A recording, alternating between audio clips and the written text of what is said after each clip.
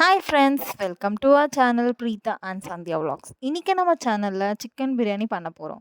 வீடியோக்குள்ளே போகிறதுக்கு முன்னாடி நம்ம சேனலை இன்னும் சப்ஸ்கிரைப் பண்ணாமல் இருந்தீங்க, கண்டிப்பாக சப்ஸ்கிரைப் பண்ணிக்கோங்க. கூடவே அந்த பெல் ஐக்கானையும் கிளிக் பண்ணிக்கோங்க.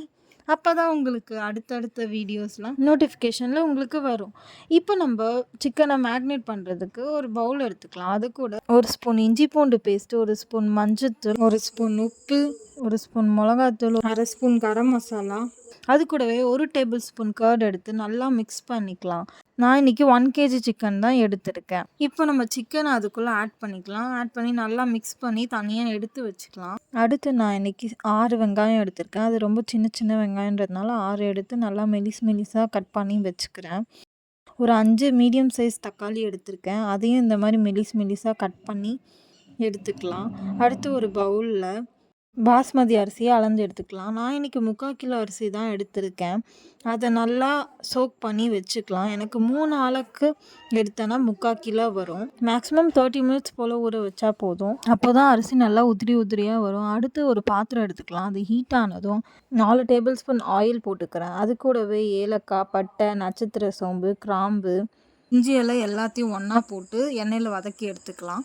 நல்லா வதக்கி வந்ததும் அடுத்து நம்ம வெங்காயம் வெட்டி வச்சுருக்கோம் இல்லையா, அதை ஆட் பண்ணிக்கலாம்.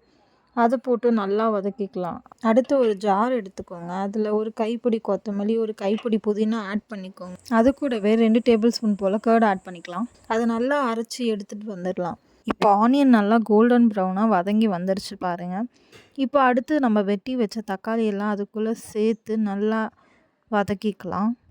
இப்போ தக்காளி நல்லா வதங்கி வந்ததும் அது கூடவே 2.5 டேபிள் ஸ்பூன் அளவுக்கு இஞ்சி பூண்டு பேஸ்ட்டு நான் இதில் தனியாக ஆட் பண்ணிக்கிறேன். அதை ஆட் பண்ணி நல்லா வதக்கிக்கலாம். அரைச்சி தனியாக எடுத்து வச்சுருந்தோம் இல்லையா, கொத்தமல்லி, புதினா, தயிர், அதை எடுத்து நம்ம இதில் ஆட் பண்ணி நல்லா மிக்ஸ் பண்ணி எடுத்துக்கலாம். அது கூடவே மேரினேட் பண்ணி வச்சுருந்தோம் இல்லையா, அந்த சிக்கனை இதுக்குள்ளே கொஞ்சம் கொஞ்சமாக ஆட் பண்ணி நல்லா கிண்டி எடுத்துக்கலாம். அடுத்து நம்ம மசாலாலாம் சேர்க்கணும். அதுக்காக நான் இன்றைக்கி 3 டீஸ்பூன் உப்பு, 2 டீஸ்பூன் மிளகாத்தூள், 2 டீஸ்பூன் காஷ்மீரி மிளகாத்தூள், கரம் மசாலா 1 டீஸ்பூன், பிரியாணி மசாலா 2 டீஸ்பூன் போட்டுக்கலாம். நல்லா மிக்ஸ் பண்ணி எடுத்துக்கலாம். சிக்கன் ஆஃப் குக் ஆனதும் ஆயிலெலாம் பிரிஞ்சு வரப்போ நம்ம எந்த கிளாஸில் அரிசி அளந்தோமோ அந்த கிளாஸில் தண்ணி அளந்துக்கலாம். இப்போ நான் 3 கிளாஸ் அரிசி எடுத்தேன். 6 கிளாஸ் தண்ணி எடுத்து அளந்து ஊற்றி நல்லா தண்ணி கொதி வந்ததுக்கப்புறமா நான் இன்றைக்கி பாஸ்மதி அரிசி தான் எடுத்தேன். அதை இதில் போட்டு கொஞ்ச நேரம் சிம்மில் வச்சுட்டு அதை மூடி வச்சிடலாம்.